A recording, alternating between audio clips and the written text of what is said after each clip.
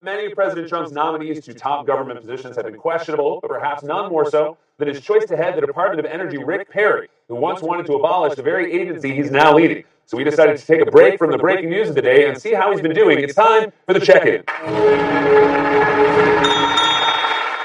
Now, most people were probably surprised that Donald Trump nominated former governor of Texas, Rick Perry, to lead the Department of Energy, as he was once Trump's rival in trying to get the Republican nomination for president in 2016. In fact, Perry even called Trump's candidacy a cancer on conservatism, and Trump countered with some of his trademark insult comedy. I see Rick Perry the other day, and he's he's doing very poorly in the polls. He put glasses on so people will think he's smart, and it just doesn't work. People can see through the glasses. But he's got the glasses, the whole deal. Trump, The list of reasons to dislike Trump is long, I know, but I'm going to add the laziness of his impressions. That could be anybody. Meanwhile, you got Marco Rubio. But Ted Cruz is like.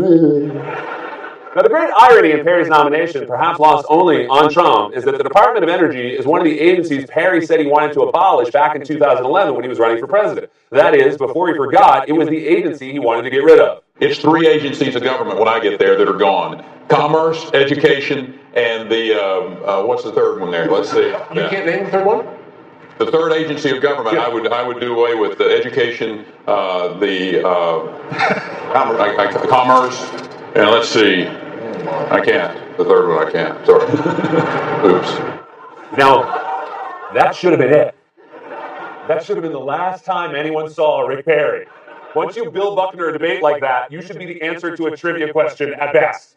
The only thing worse would be if you straight up didn't know the voting age or when Election Day was. Those of you that will be 21 by November the 12th, I ask for your support and your vote. No, it's 18 to vote, and Election Day was November 6th. So we didn't know the agency wanted to abolish or when Election Day was or what the voting age is, but surely Rick Perry knows where he is at any given time. There are many other states that embrace those conservative values, the approach that we've taken over the years. I'm in one today in Florida. You look at South Carolina, you look at Florida. Here's Louisiana. Okay, but got it. I know it seems like we're piling on, but that has to be the most embarrassing clip of Rick Perry. What's that? There are more? How many more? Thousands more. All right, well, let's just go with one more for the sake of time. Rick Perry!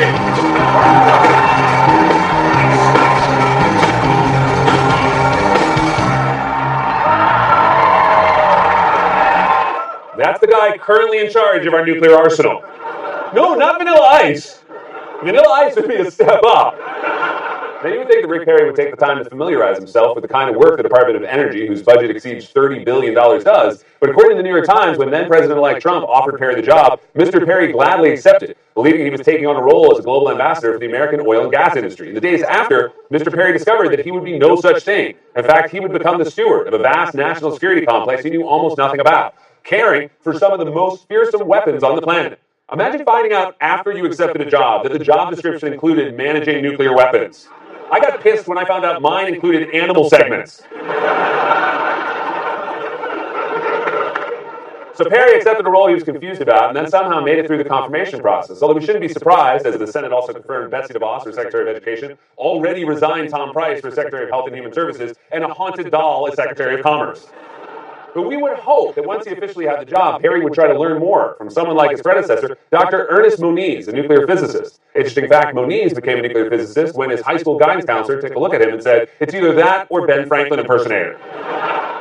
But according to a source cited in a Vanity Fair report from July, Perry barely spent any time with Moniz. According to the reporter's sources, he writes that Perry has no personal interest in understanding what we do and affecting change, a DOE staffer told me in June. He's never been briefed on a program, not a single one, which to me is shocking. But in Perry's defense, he doesn't really need to be an expert in nuclear energy when his boss already has such a good handle on it. You know what uranium is, right? It's a thing called nuclear weapons and other things, like lots of things are done with uranium, including some bad things.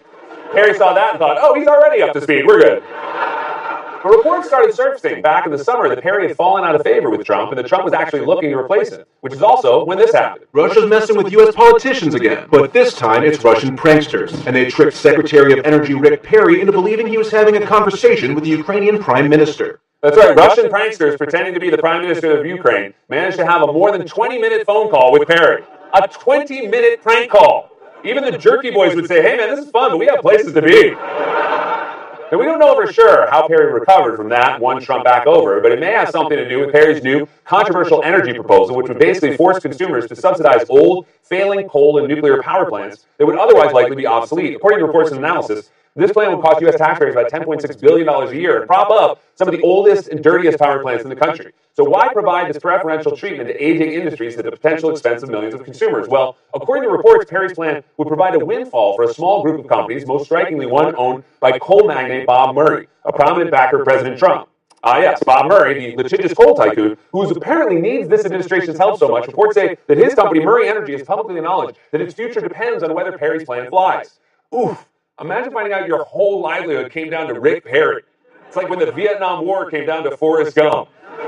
But it's not just Perry. Of course, as with other government agencies, Trump has made other questionable hires in the Department of Energy, like bringing in Eric Trump's brother-in-law, Kyle Unaska, for example. Unaska, who's the brother of Eric Trump's wife, Lara Trump, was recently promoted to the position of Chief of Staff for the Department's Office of Energy Policy and Systems Analysis. Sounds like a pretty important job for someone who must have an impressive background in energy policy. Well, according to Newsweek, Unaska's alumni page from college doesn't mention anything about energy or energy policy. His LinkedIn page also made no mention of experience in the energy industry. Okay, fine, but is there anything else on his resume that shows he's qualified? Let's see. Oh, there. Reports say Unaska was named one of Washington, D.C.'s hottest bachelors by the syndicated news magazine Inside Edition in 2013. And there's a picture. That's him on the end.